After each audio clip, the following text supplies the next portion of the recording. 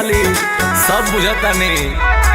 होली में साली हो मारे लुधाका जानिल तोहरो इरादा बापा का कहे उल्टे लहर गइला दीदिया के छोड़ी दीजा हमार पपड़ गइला आके ससुराल में बिगाड़ गइला ए दीजा हो आके ससुराल में बिगाड़ गइला।